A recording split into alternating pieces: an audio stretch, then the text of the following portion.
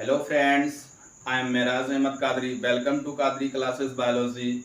आज हम एक छोटा सा टॉपिक लेकर आए हैं जो आपका है किंगडम एनिमेलिया। आज हम किंगडम एनिमेलिया के बारे में बात करेंगे। किंगडम एनिमेलिया के संसार के जितने भी जीव यूकैरियोटिक हैं सबको किंगडम एनिमेलिया में रखा गया है। किंगडम एनिमेलिया में रखा गया है। किंगडम एनिमेलिया को एक नाम से और हम जानते हैं मेटाजोआ। मेटाजोआ में क्या होता है? Whole animals in kingdom Animalia. Kingdom Animalia के अंतर्गत जितने सभी जीवों को रखा गया है उन सबको हम मेटाजोआ कहते हैं। मेटाजोआ दरअसल इसका एनिमेलिया का किंगडम एनिमेलिया का ये दूसरा नाम मेटाजोआ के नाम से भी जाना जाता है। और इसके बाद में मेटाजोआ को पुनः दो भागों में डिवाइड कर दिया गया है। एक को डिवाइड किया गया है सेलुलर पे, उसके बॉडी के कंपोजिशन के आधार पे, बॉडी के ऑर्गेनाइजेशन के आधार पे। एक देते हैं, एक का नाम है पैराजोआ और एक का नाम है यूमेटाजोआ। अब पैराजोआ की बात करते हैं तो पैराजोआ मल्टी सेलुलर है लेकिन इसमें टिश्यू नहीं होता है। इसकी बॉडी जो पैराजोआ के अंतर्गत जितने भी जीव आते हैं वो उनमें से केवल एक ही है, एक ही फाइलम जिसको हम फाइलम पोरीफेरा कहते हैं।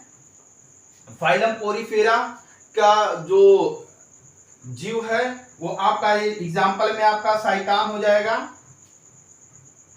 और देखते हैं जो पैराजोआ का मल्टी सेलुलर होता है बट नो टिश्यू, लेकिन टिश्यू नहीं होता, इसमें टिश्यू लेवल पे नहीं बनता। जैसे कहने का मतलब ये है इसकी बॉडी परफोरेटेड होती है, छिद्र युक्त होती है, टिश्यू का निर्माण नहीं होता। हमें पता है कि कोशिकाओं के ग्रुप को, कोशिकाओं के समूह को उत्तक कहते हैं या टिश्यू कहते हैं। तो यहाँ कोशिकाओं का समूह नहीं हो पाता है, यहाँ परफोरेटेड छिद्र युक्त होता है। जबकि ये मल्टी सेलुलर है लेकिन सेल के आधार पे इसे इसकी बॉडी मतलब होती है सेल लेवल पे होती है, टिश्यू लेवल पे नहीं होती। इसकी बॉडी का ऑर्गेनाइजेशन जो होता है वो सेल लेवल पे होता है, टिश्यू लेवल पे नहीं होता है। अब इनमें से आपका मुख्यतः क्या आएगा? पोरीफेरा, फाइलम पोरीफेरा में।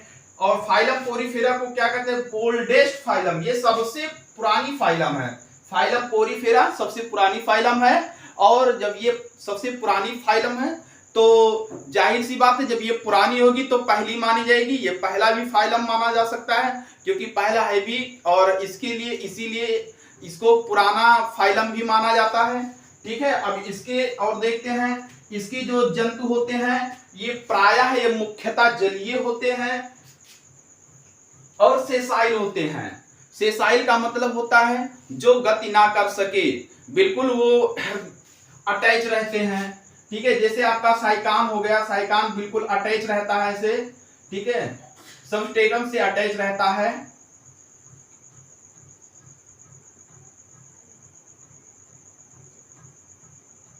ये छिद्रयुक्त, इसकी बॉडी छिद्रयुक्त होती है।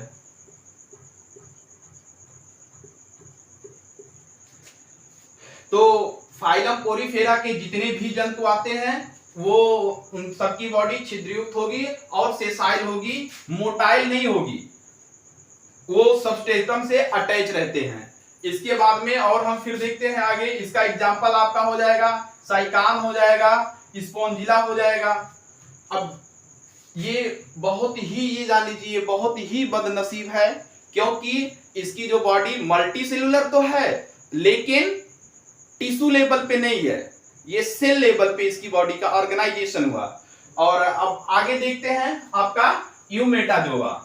यूमेटाजोआ के अंतर्गत हम टोटल 10 फाइलम, 10 फाइलम को, 10 संघ को पढ़ेंगे, जिनमें से आपका एक हो जाएगा नाइडेरिया, एक अगला हो जाएगा Ctenophora, Platyhelminthes, Aschelminthes, Annelida, Arthropoda, Mollusca, Echinodermata, Hemichordata, chordata.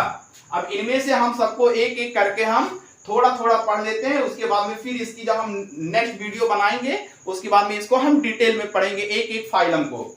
देखते हैं यूमेटाजोआ में, ये तो मल्टी सेलुलर आपका पैराजोआ भी मल्टी सेलुलर है, मल्टी सेलुलर ये भी है, लेकिन इन दोनों में अंतर यह है कि ये टिश्यू लेवल पे नहीं होता, मल्टी सेलुलर बट नो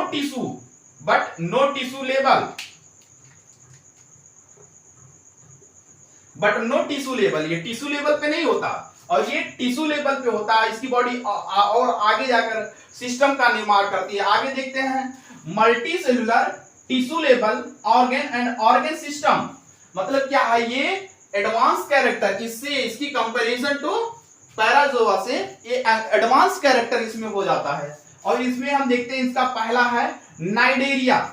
अब देखते हैं जो फाइलम पोरीफेरा था ये मुख्यतः जलीय था, उसके बाद में ये भी जो आपका नाइडेरिया है ये भी जल से बाहर नहीं आया, जल के अंदर ये भी होता है, ठीक है, ये भी जल के अंदर ही होता है।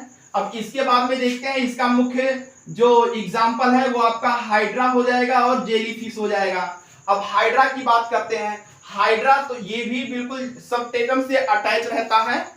हाइड्रा जो होता है ये भी सबस्ट्रेटम से अटैच रहता है। सबस्ट्रेटम का मतलब निचली परत जो बिल्कुल मतलब समुद्री की जो मतलब सतह होती है उससे बिल्कुल ये अटैच रहता है। और उसके बाद में इसकी एक और जीनस है, ठीक है, और एक और दूसरा जो फिश है, एक जो दूसरा एनिमल है वो आपका जेलीफिश है। और जेलीफिश की यदि अगर हम बात करते हैं तो जेलीफिश बिल्कुल मूवेबल होती है, वो गत करती है, बिल्कुल मतलब तैरती है, स्विमिंग करती है।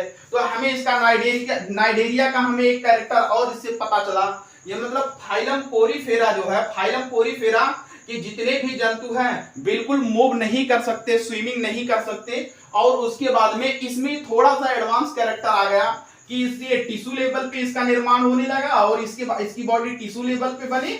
और इसके बाद में इसका जो एक मतलब एनिमल्स की बात करते हैं तो इसके कुछ एनिमल्स ऐसे होते हैं जो बिल्कुल स्विमिंग करते हैं, स्विमिंग तैरते हैं बिल्कुल, ठीक है, वो आपका जेलीफिश हो जाएगा। जेलीफिश तैरने स्विमिंग करने वाली, हाइड्रा आपका बिल्कुल सबस्ट्रेटम से अटैच रहेगा। और इसके बाद में ये जो नाइडेरिया वर्ड है ये नाइडेरिया जो वर्ड बिल्कुल ये जाने नाइडोब्लास्ट से आया है।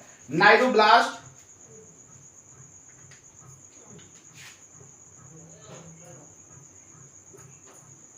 नाइडोब्लास्ट सेल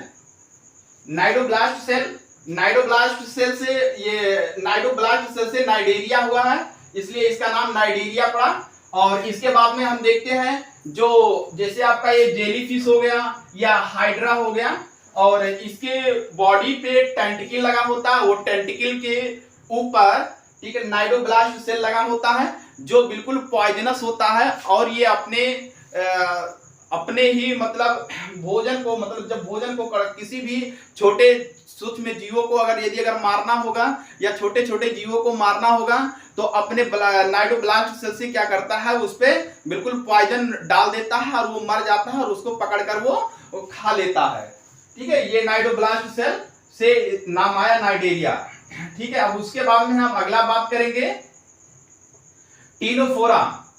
टीनोफोरा की यदि अगर हम बात करते हैं तो टीनोफोरा भी अभी भी ये मानकर चलिए जल से बाहर नहीं आया। आपको मतलब तीन ऐसे फाइलम जो भी कि मतलब जल से बाहर नहीं आया, आपका हो जाएगा phylum Porifera, phylum Cnidaria, phylum Ctenophora. ये तीनों ऐसे फाइलम हैं जो बिल्कुल जल के अंदर हैं, मतलब समुद्र के अंदर है। इसके बाद में आपको समुद्र में मिलेंगे। आपको इसकी बात कर लेते हैं टीनोफोरा। तो टीनोफोरा की हम बात कर लेते हैं तो इसकी जो बॉडी होती है बिल्कुल चमकदार होती है। इसकी बॉडी जो होती है वो चमकदार होती है। इस पे एक सेल्स लगे होते हैं जो बायोल्यूमिनेसेंस कहलाते हैं। बायोल्यूमिनेसेंस से इसकी बॉडी चमकने लगती है। और दरअसल बात यह है कि नाइडेरिया और टीनोफोरा ये दोनों फाइलम सिलेंट्रेटा के अंतर्गत आते थे। लेकिन बाद में क्या हुआ, हाइड्रा और जेलीफिश ने इसको बिल्कुल मतलब निकाल दिया। इसलिए निकाल दिया क्योंकि इसका कैरेक्टर थोड़ा, टीनोफोरा का कैरेक्टर थोड़ा एडवांस था, क्योंकि इसके अंदर चमकदार था, इसलिए इसको हट होने लगा। इसलिए मतलब और अदर लोगों ने इसको कहा बिल्कुल कुछ कैरेक्टर नाइडेरिया से मिलते थे और कुछ मतलब डिफर होते थे, इसलिए इसको वहां मतलब सिलेंट्रेटा से इसको निकाल दिया गया। उसके बाद में एक दूसरा बनाया गया टीनोफोरा। अब इसके बाद में हम इसका एग्जांपल देख लेते हैं, ठीक है। तो इसके एग्जांपल की बात करते हैं तो कॉम जेली होगा, और एक होगा टीनोप्लाना। क्या होगा? कॉम जेली होगा और टीनोप्लाना होगा। ये भी जो मतलब होता है, ये बिल्कुल ये मानकर चलिए कि मतलब स्विमिंग करता है, बिल्कुल स्विमिंग ये भी करता है। और आगे की बात करते हैं, इसमें जो मुख्य बातें हैं बिल्कुल ये जान लीजिए। सबसे मुख्य इसका जो फीचर है टीनोफोरा का जो सबसे मुख्य फीचर है, इनमें से आपका एक केवल ये मान लीजिए कि इसकी बॉडी चमकदार होती है, ल्यूमिनेसेंस होती है, ल्यूमिनेसेंस। उसके बाद में अब ये 3 फाइलम ऐसे हुए जो बिल्कुल मतलब समुद्र मतलब पानी में रहे। इसके बाद में हम अगले फाइलम की बात करते हैं तो आपका हो जाएगा प्लेटीहेल्मिन्थेस, ठीक है, प्लेटीहेल्मिन्थेस, ठीक है। ये प्लेटीहेल्मिन्थेस ने कहा ठीक है, इसकी कुछ ऐसे मतलब इस फाइलम के कुछ ऐसे कुछ जंतु होते हैं जो पानी में रहते हैं, और कुछ जंतु होते हैं जो बाहर मतलब अर्थ पे रहते हैं, ठीक है। तो प्लेटीहेल्मिन्थेस, ये प्लेटीहेल्मिन्थेस बहुत ही मानकर चलिए बहुत ही गंदी फाइलम है। ये पैरासाइट होता है, इंडो पैरासाइट होता है, ठीक है। और इसको हम एक नाम से और जानते हैं, फ्लैट वर्म के नाम से जानते हैं। फ्लैट वर्म, इसके जो एनिमल होते हैं वो बिल्कुल चिपटे होते हैं, बाइलेटरली, ठीक है, सिमेट्री, बाइलेटरली सिमेट्री होते हैं, ठीक है। और इसके बाद में हम प्लेटीहेल्मिन्थेस की, ठीक है, इसकी बॉडी बिल्कुल कंप्रेस होती है, चिपकी रहती है, ठीक है। और टैपवर्म लीवर फ्लूक हो जाएगा। इसका एक अगला एग्जांपल आपका लीवर फ्लूक हो जाएगा।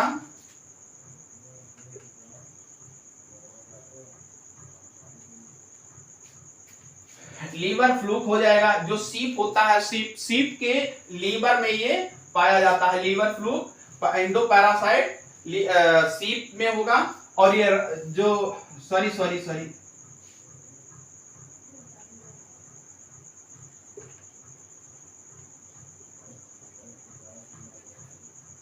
लीवर फ्लूक, फ्लैट वर्म, ठीक है।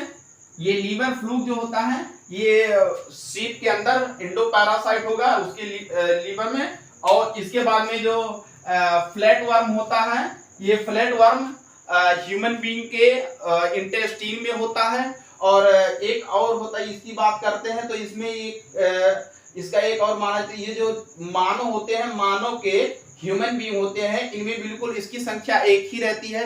इंडो पैरासाइट है इंटेस्टाइन में, लेकिन इसकी संख्या एक ही रहती है। उसके बाद में हम फिर आगे बात करते हैं, थोड़ा थोड़ा हम इसका ब्रीफली बात करेंगे। और इसके बाद में जब हम इसके फाइलम को बताएंगे तो हम बहुत अच्छे से इसको बताएंगे, पूरी डिटेल्स में इसको पढ़ेंगे आप। थोड़ा सा छोटा सा वीडियो है। एस्केल्मेंथीस की बात करते हैं, ये भी बहुत गंदी फाइलम है, ठीक है। प्लेटीहेल्मिन्थेस और एस्केल्मेंथीस, ये भी दोनों गंदी फाइलम, क्योंकि ये दोनों बिल्कुल इंडो पैरासाइट होते हैं, दोनों इंडो पैरासाइट होते हैं, ठीक है। एक है आपका राउंड वर्म, इसका आपका एग्जांपल हो जाएगा एस्केरिस हो जाएगा, ठीक है।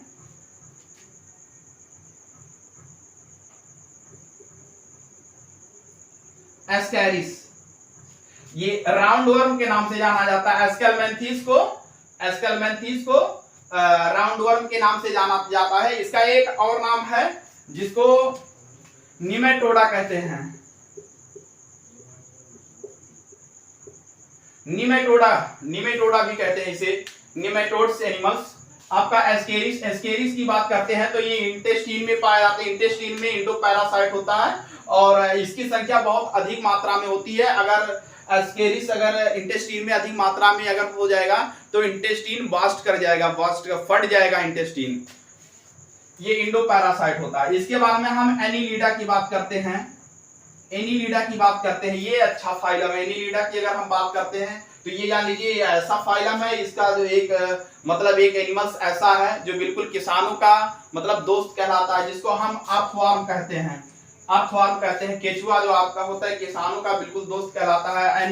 एनीलिडा जो शब्द है वो एनुअल से आया है और रिंग से, मतलब छोटे छोटे रिंग, इनकी जो बॉडी होती है बिल्कुल खंडित होती है, छोटे छोटे रिंग्स में बटी होती है, छोटे छोटे भागों में बटी होती है, ठीक है। जैसे आपका हो जाएगा अर्थवर्म। उसके बाद में अब आगे देखते हैं आर्थ्रोपोडा। संसार संसार का सबसे बड़ा ये किंगडम एनिमेलिया का जो फाइलम है, इनमें सबसे बड़ा जो फाइलम है वो आपका आर्थ्रोपोडा, क्योंकि जितने भी अपेंडेज वाले जंतु पाए जाते हैं सब इन्हीं में पाए जाते हैं। बटरफ्लाई हो गया, हाउस फ्लाई हो गया, मॉस्किटो हो गया और डिफरेंट टाइप के ऐसे जितने भी एनिमल हैं इन सब इसी के अंतर्गत आते हैं। ठीक है, और इसके बाद में हम फिर अगला बात करते हैं मोलस्का की बात करते हैं। मोलस्का को हम याद करने के लिए, और मोलस्का को अगर हम बिल्कुल याद रखना चाहते तो बहुत इजी है याद रखना, क्योंकि मोलस्का के जितने भी जंतु होते हैं इनकी बॉडी जो होती है बिल्कुल लूज में होती है, जैसे आपका स्नेल हो गया। स्नेल घोंघा के अंदर जो घोंघा जो होता है, घोंघा की अगर हम बात करते हैं तो इसकी बॉडी अंदर का देखते हैं ना बहुत लूज होता है, बिल्कुल ही लूज होता है। ऑक्टोपस देखते हैं, ऑक्टोपस भी बहुत लूज होता है। ठीक है, और ये जो स्नेल होता है ये वाटर में भी होता है और वाटर के बाहर भी होता है, मतलब ये अर्थ पे भी रहता है और इन द वाटर पानी में भी रहता है। इसके बाद में हम बात करते हैं इकाइनोडर्मेटा की बात करते हैं। इकाइनोडर्मेटा का मतलब होता है इकाइनेस का मतलब हो जाएगा आपका स्पाइन हो जाएगा, इसमें कांटेदार, मतलब ये डर्मेटा मतलब स्किन के ऊपर मतलब छोटे छोटे कांटे लगे होते हैं, छोटे छोटे कांटे लगे होंगे। ठीक है, तो हम देखते हैं बहुत से ऐसे जीव होते हैं जिसके ऊपर छोटे छोटे कांटे लगे होते हैं, और जैसे आपका स्टार फिश हो जाएगा, पेंटासिरास जिसको कहते हैं, तारा मछली कहते हैं। इसकी अगर हम बॉडी को अगर देखते हैं ना तो इसमें छोटे छोटे स्पिक्यूल कांटे लगे होते हैं। तो ऐसे जंतु किसके अंतर्गत आ जाएंगे इकाइनोडर्मेटा के अंतर्गत आ जाएंगे। इसकी बात हम कर लेते हैं, आगे देखते हैं हेमिकार्डेटा की अगर हम बात करते हैं तो हेमिकार्डेटा मतलब कार्डेट, आधा कार्डेट है और आधा कार्डेट नहीं है। हेमी का मतलब आधा, कार्डेटा का मतलब हड्डी, मतलब जो भी मतलब ऐसा भी कह सकते हैं कार्डेट और नॉन कार्डेट के बीच का the Hemichordata connecting link between chordates और नॉन कार्डेट्स एनिमल्स। ठीक है, इसके बीच की कड़ी, इसका आपका एग्जांपल, इसका बेस्ट एग्जांपल हो जाएगा आपका बैलानोग्लासस हो जाएगा। ठीक है, इसके बाद में हम बात करते हैं कार्डेटा का, तो कार्डेटा में हम लोग आ जाएंगे, ठीक है, एम्फीबियंस आ जाएंगे, एम्फीबियंस जिसमें मतलब रीढ़ की हड्डी पाई जाती हो, एम्फीबियंस, बर्ड्स, मैमल्स में तो हम लोग आ जाएंगे। ठीक है, एम्फीबियंस में आपका जो भी मतलब एम्फीबियंस में आपका मेढक आ जाएगा और विभिन्न प्रकार के जितने क्रोकोडाइल हो गया, ये सब मगरमच्छ वगैरह ये सब आ जाएंगे। ठीक है, और इसके बाद में अब इसको हम याद करने का एक अच्छा तरीका मैं बता रहा हूं। अब ये केवल आपको इतना याद रखना है, देखिए किंगडम प्लांटी में किंगडम एनिमेलिया को हम मेटाजोआ के नाम से जानते हैं। मेटाजोआ को पुनः कितने भागों में डिवाइड किया गया, 2 भागों में, पैराजोआ और एक आपका यूमेटाजोआ। ठीक है, पैराजोआ की बात करते हैं तो पैराजोआ मल्टी सेलुलर है, लेकिन सेल के आधार पे इनकी बॉडी होती है, छिद्रयुक्त होती है, जो फाइलम पोरीफेरा के अंतर्गत आते हैं। और इसके बाद में सबसे पुरानी फाइलम मानी जाती है, पहली फाइलम है और पुरानी फाइलम भी मानी जाती है। इसके बाद में हम यूमेटाजोआ की बात करते हैं, तो मल्टी सेलुलर है, इसकी body tissue level, organ level और ऑर्गन सिस्टम लेवल पे बनी हुई है। और इनमें से आपका नाइडेरिया हो जाएगा और टीनोफोरा हो जाएगा। तो फाइलम पोरीफेरा, नाइडेरिया, टीनोफोरा, ये तीनों जलीय है, बिल्कुल जल, इसके मतलब इस फाइलम के जितने भी जंतु हैं एक भी मतलब जल के बाहर नहीं आए हुए हैं। उसके बाद में हम फिर बात करते हैं प्लेटीहेल्मिन्थेस की। प्लेटीहेल्मिन्थेस और एस्केल्मिन्थेस ये दोनों गंदी फाइलम है, बिल्कुल ये मानकर चलिए ये दोनों फाइलम इंडो पैरासाइट होते हैं। ये दोनों फाइलम ह्यूमन बीइंग के अंदर इंडो पैरासाइट होते हैं, तो इसलिए इन दोनों को याद रखने के लिए गंदी फाइलम दोनों को मान लो। ठीक है, ये चमकदार वाली फाइलम जो मतलब बिल्कुल उसकी बॉडी चमकती रहती है। ठीक है, इसके बाद में फिर हम बात करते हैं एनिलिडा। इसकी बॉडी रिंग में बटी होती है, इसकी बॉडी छोटे छोटे रिंग में बटी होती है, बिल्कुल ऐसे ये मानकर चलिए।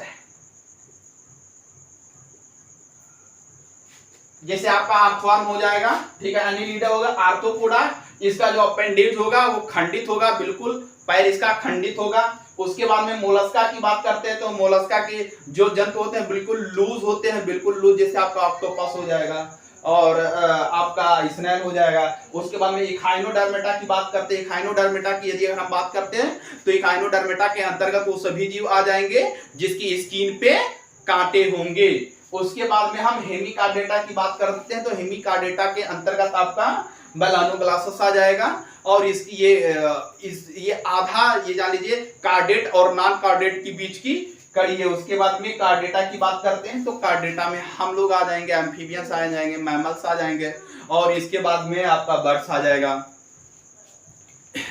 यदि वीडियो पसंद हो तो लाइक करें, सब्सक्राइब करें, शेयर करें। Best of luck. इसके बाद हम इसका डिटेल में स्टडी करेंगे।